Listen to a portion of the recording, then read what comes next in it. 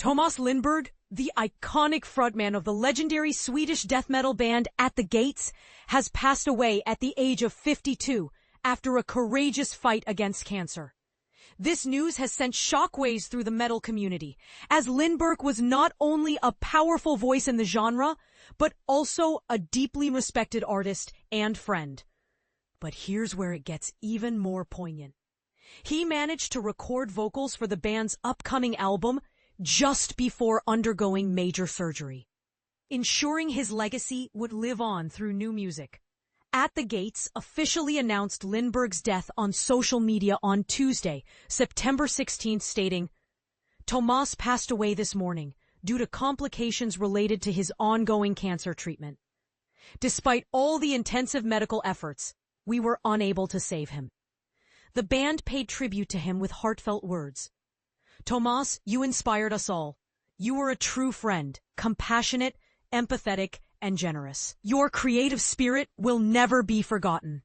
You will be deeply missed and forever remain in our hearts." Lindberg's distinctive, raw vocal style was instrumental in propelling At the Gates to the forefront of the Gothenburg melodic death metal scene, a movement that reshaped metal in the early 90s.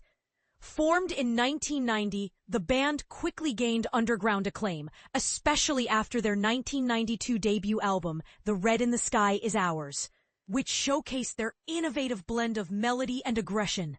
The band maintained a rapid pace, releasing 3 more albums in just a few years.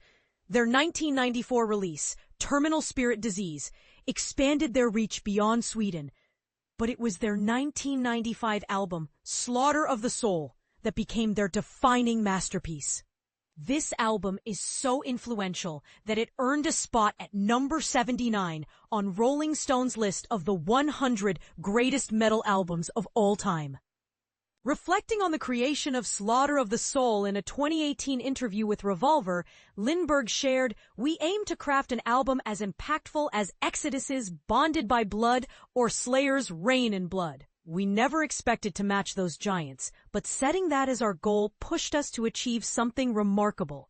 At the time, many death metal bands were content with making average records, but we refused to settle. At the Gates wanted to challenge ourselves and stand alongside the legends."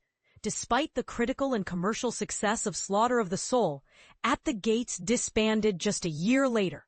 Lindberg then spent the next decade exploring various musical avenues, joining projects like the grindcore supergroup Lockup and hardcore/punk influenced bands such as The Great Deceiver, Dysphere, and Skit System. In 2008, At the Gates reunited for a tour, reigniting their fanbase's passion. They released a new album in 2014 titled At War with Reality, which was well received and marked a strong comeback. Although founding guitarist Anders Björler left the band after that album, At the Gates continued to tour and produce music, releasing 2 more albums, To Drink from the Night Itself in 2018 and The Nightmare of Being in 2021. Interestingly, Björler rejoined the band in 2022, bringing the original chemistry back to the group. In 2023, Lindberg was diagnosed with adenoid cystic carcinoma, a rare form of cancer affecting the mouth and palate. He kept his diagnosis private until August of that year, when he shared the news publicly.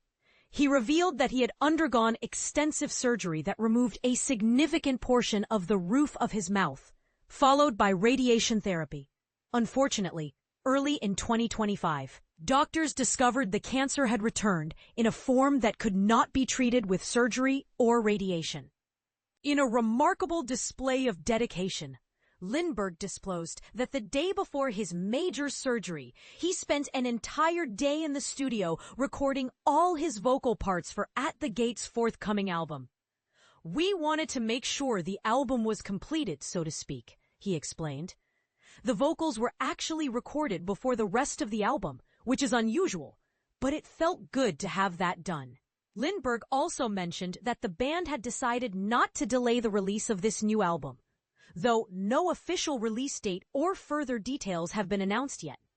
He expressed pride in the work, highlighting that it marked the first time in a decade that he, bassist Jonas Björler, and guitarist Anders Björler collaborated on writing an entire album together. He described the new record as a return to their roots, blending elements from their previous two albums with Anders, Slaughter of the Soul and At War with Reality. "We hope everyone will enjoy it," Lindberg said. This story raises some compelling questions. How do artists confront their mortality while still creating? And what does it mean for fans when a beloved musician's final work is released posthumously?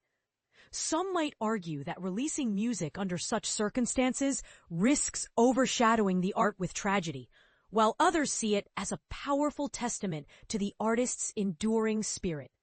What do you think? Share your thoughts and feelings about Tomas Lindberg's legacy and the impact of his final recordings in the comments below.